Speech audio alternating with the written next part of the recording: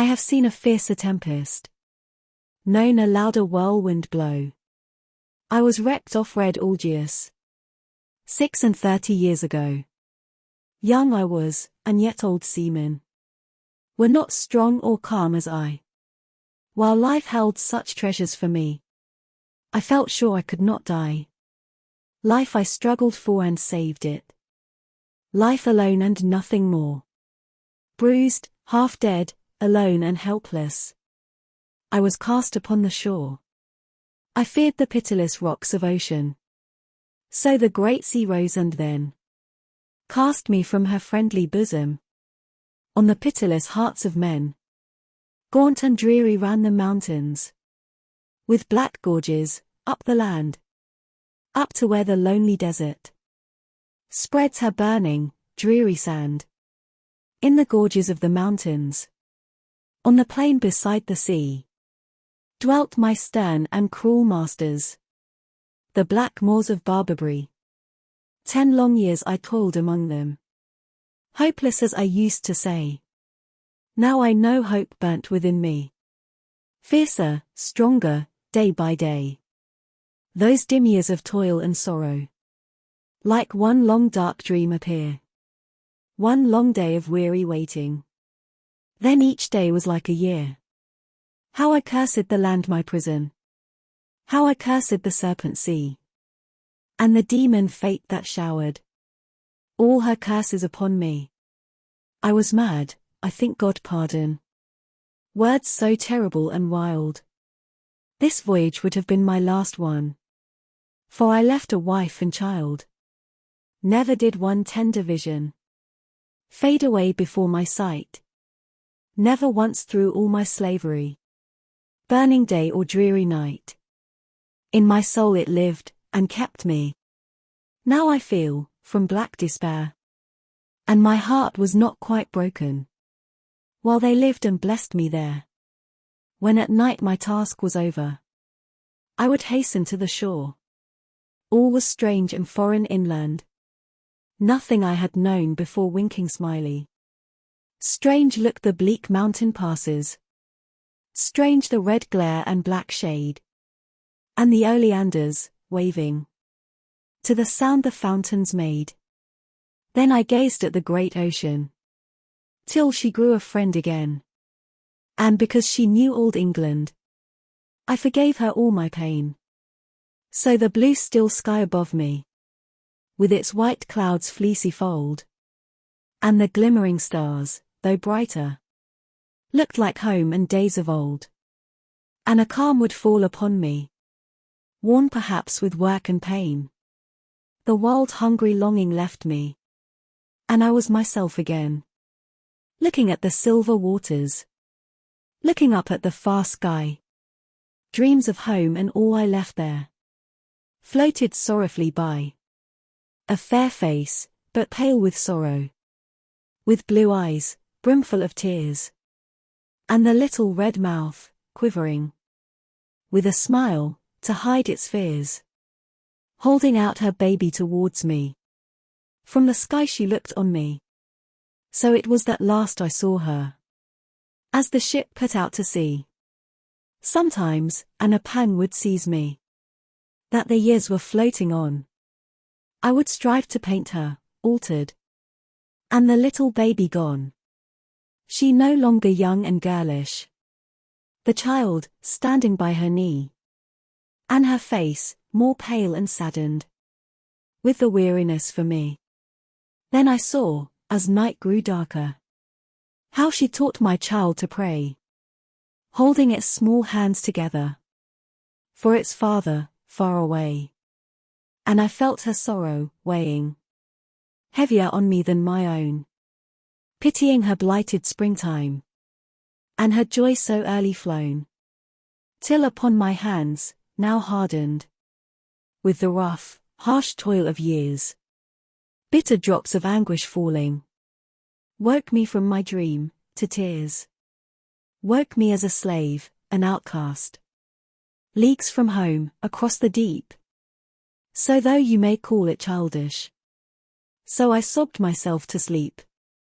Well, the years sped on my sorrow, calmer, and yet stronger grown, was my shield against all suffering, poorer, meaner, than her own. Thus my cruel master's harshness fell upon me all in vain. Yet the tale of what we suffered echoed back from main to main. You have heard in a far country of a self-devoted band, vowed to rescue Christian captives, pining in a foreign land. And these gentle-hearted strangers, year by year go forth from Rome, in their hands the hard-earned ransom, to restore some exile's home. I was freed, they broke the tidings, gently to me, but indeed, hour by hour sped on, I knew not what the words meant. I was freed. Better so, perhaps, while sorrow, more akin to earthly things, only strains the sad heart's fibers. Joy, bright stranger, breaks the strings. Yet at last it rushed upon me, and my heart beat full and fast. What were now my years of waiting? What was all the dreary past? Nothing to the impatient throbbing I must bear across the sea. Nothing to the eternal hours still between my home and me. How the voyage passed, I know not.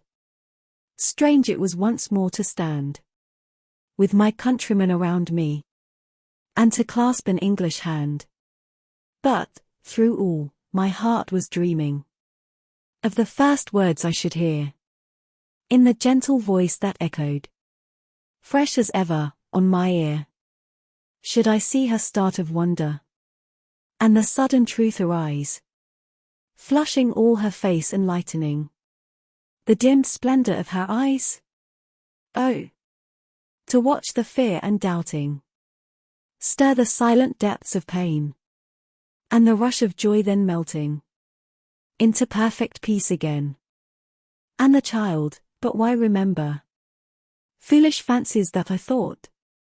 Every tree and every hedgerow from the well-known past I brought. I would picture my dear cottage, see the crackling wood fire burn, and the two beside it seated, watching, waiting, my return. So, at last we reached the harbour. I remember nothing more, till I stood, my sick heart throbbing, with my hand upon the door. There I paused, I heard her speaking. Low, soft, murmuring words she said. Then I first knew the dumb terror I had had, lest she were dead. It was evening in late autumn, and the gusty wind blew chill. Autumn leaves were falling round me, and the red sun lit the hill. 26 years are vanished. Since then I am old and grey, but I never told to mortal what I saw, until this day. She was seated by the fire. In her arms she held a child, whispering baby words, caressing. And then, looking up, she smiled.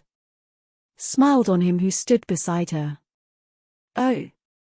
The bitter truth was told in her look of trusting fondness. I had seen the look of old, but she rose and turned towards me. Cold and dumb I waited there, with a shriek of fear and terror, and a white face of despair. He had been an ancient comrade. Not a single word we said, while we gazed upon each other. He the living, I the dead. I drew nearer, nearer to her, and I took her trembling hand, looking on her white face, looking, that her heart might understand all the love and all the pity that my lips refused to say. I thank God no thought save sorrow rose in our crushed hearts that day. Bitter tears that desolate moment. Bitter, bitter tears we wept, we three broken hearts together, while the baby smiled and slept. Tears alone, no words were spoken, till her husband said, that my boy, I had forgotten, the poor child, that he was dead. Then at last I rose, and, turning, wrung his hand, but made no sign. And I stooped and kissed her forehead. Once more, as if she were mine. Nothing of farewell I uttered, save in broken words to pray that God would ever guard and bless her. Then in silence passed away over the great restless ocean. 26 years I roam.